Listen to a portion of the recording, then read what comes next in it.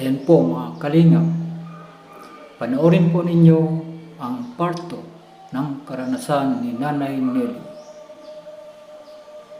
Ang maganda niya po dyan, di ba magkatas kayo ng malunggay? Masakit po yan, masakit pag ganyan. Pag tag-ulan, parang ano yan, ano ba yung sabi sa amin, pamalas. Ganito po ang gawin ninyo, yung katas ng malunggay, di ba magkatas kayo, lagay nyo sa buti. Yung kukunaw. Masakit po sa masakit. Hindi naman, pag minsan, di naman yan masakit. Pag, yung tag-ulan, bagang, ano, Ang gawin nyo po dyan, di ba magkatas kayo ng malunggay, katas. Lagay nyo sa buti, huwag nyo pong inumin yun ha. Kasi ano na yun, expired na yun. Pag expired, huwag nang inumin.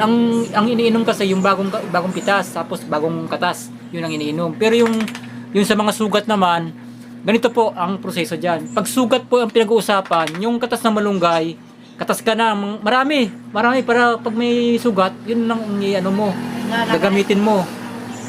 Diba, marami kang kinatas, tapos lagyan mo ng asin yun. Halo-haluin mo yun, yung asin.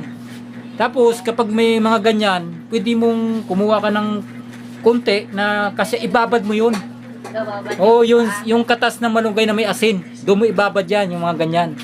Opo, magagaling po yan. Gagaling yan. naman sa kabila naman, ito wala naman, ito lang na naman. Opo. Parang yung kukunan. Oh, yan oh. Parang Kasi namamatay yung oo, namamatay sa Pero hindi naman yan masakit. hindi sa masakit. Ganun Pero lang, parang nag-ano lang yung mga balat niya.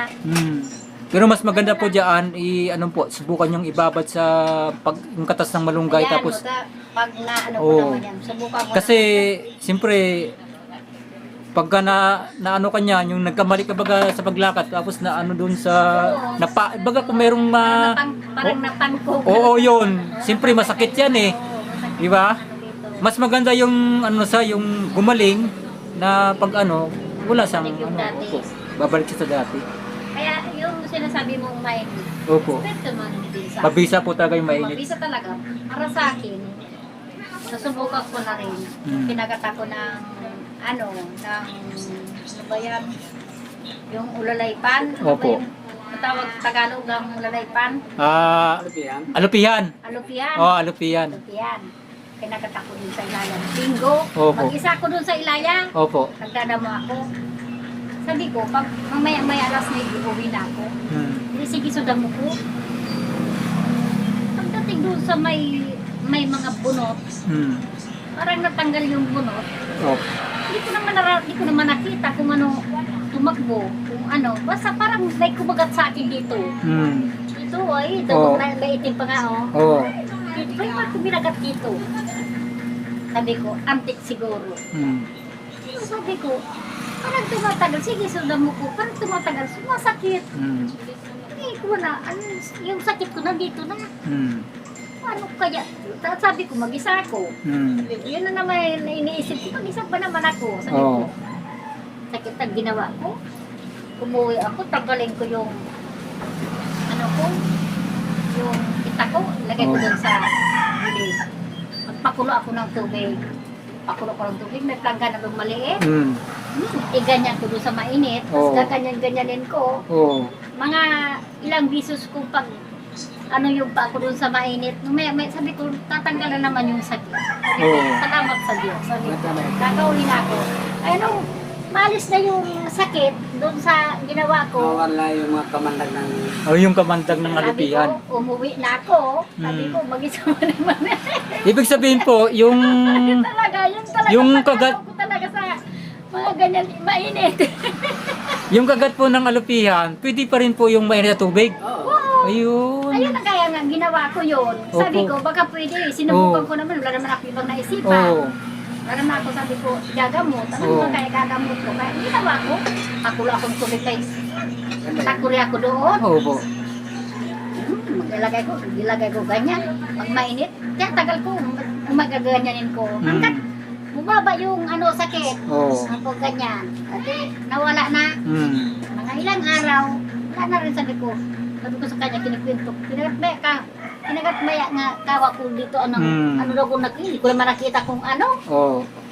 Masagayan ba yaw? Oh, yan yan. May ano, Oh. may kagat May, yan. may ano siya. Oh, may kagat May yan. marka. May kinagat ng dalawang ngipin, ganyan. Oh. Sabi ko, yung alupihan siguro. Na?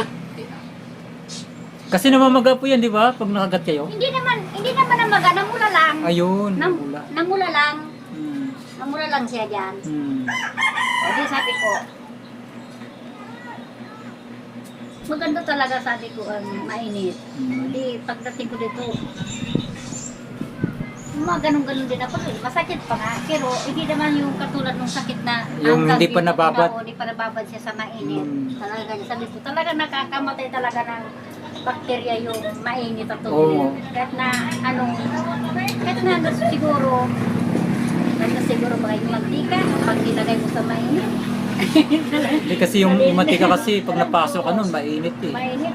Ang maganda lang po doon po yun, yung kapag may sugat, yung pag may maga, nakakatanggal talaga ng maga yun. Oo, Yung mainit na tubig, nakakatanggal po yun. Dahil nasubukan ko nga anong kagangan Oo, naalis yung naalis ka. Ibig rabies, sabihin, parang rabies.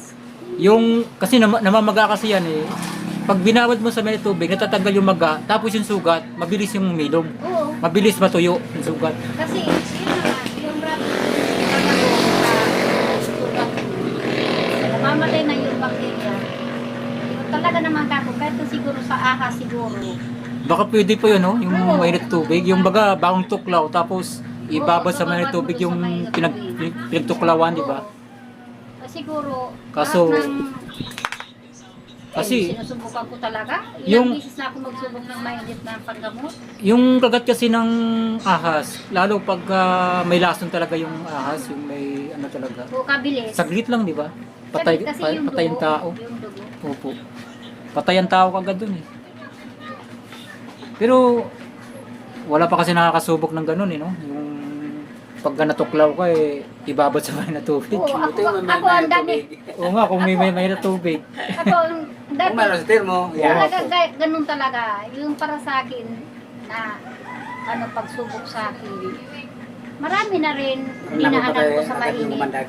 Sinusubukan ko rin, sabi ko, sa awa ng Diyos na inaano sa akin kung anong gagamot ko. Hindi lang para sa akin. May nitong tubig pang may mga... Kaya nga po, mas lamang po yung tao na kumikilala sa Panginoon Diyos. Talaga. Kasi po yung karunungan po, kasi galing din sa Panginoon Diyos yan eh. Di ba? Oo, kahit na yung mga anak ko, sabi ko sa'yo, yung 10 yan, siyam na pang anak ko, Opo. 10 yan, kasi may yung bunso, Opo. kambal. Opo. Oo. Wala pa ako dyan dinala sa doktor. Lahat yan, kahit nasa center, wala akong record. Lahat yan na nakakasakit ka, pinapahilot ko lang. Papahilot ko. Pag uwi ko Oo. sa bahay, Oo. Hilot yung pag hindi pa, kanina. di pa masyadong na nag-uura ka, upo lang ako dyan sa tabi. Sabi ko, kawa na, ano naman kung paano mo sa akin kung anong gagamot ko doon sa anak ko para gumaling. Opo. Minsan may naisip pa rin gamot na pwede mong ilapat doon sa anak Kaya ko. nga po yung... Yun ang ginagawa ko. Yung... Kaya ako di ako bumibili ng mga gamot pala sa Opo. buti. Wala akong mga gamot sa buti.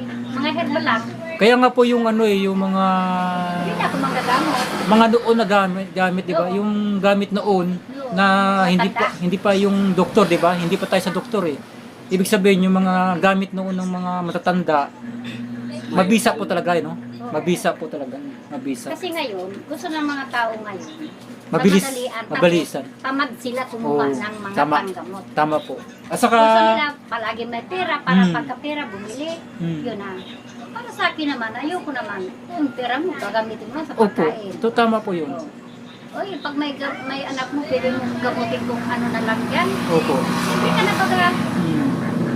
Kaya, yung mga anak ko lumaki yan, wala akong gano'n din ang mga... Saka yung ano po kasi, pag ang ginamit mo galing sa kalikasan, talagang effective po talaga. Di ba po, napapansin nyo yun? Pag galing sa kalikasan yung gamit mo, effective talaga. Ayan, yan, muntik pa yan mamatay. Yung kasama ko na, galing sa pag-araro. Pagaling sa pag-araro, nung hapon, mga alas 4, pupunta rito, bahay ka namin doon.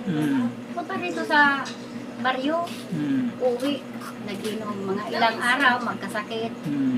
Hanggat na magkasakit, magkatrabaho siya. At nabinat siya.